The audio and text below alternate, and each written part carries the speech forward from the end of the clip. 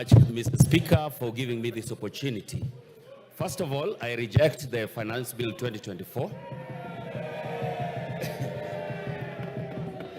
Immediately,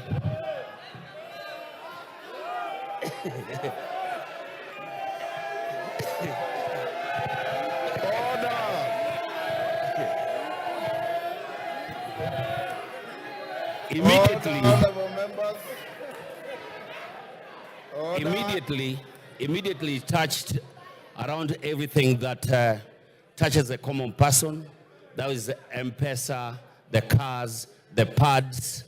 And I looked back and saw the whole generation in Lang'ata out here having their voices so loud.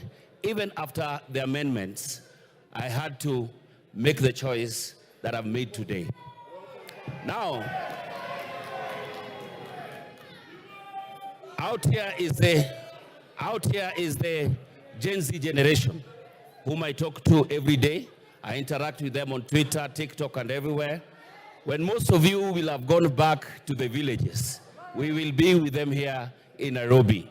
The question will still be there. And most of you know, I'm the friend to the president.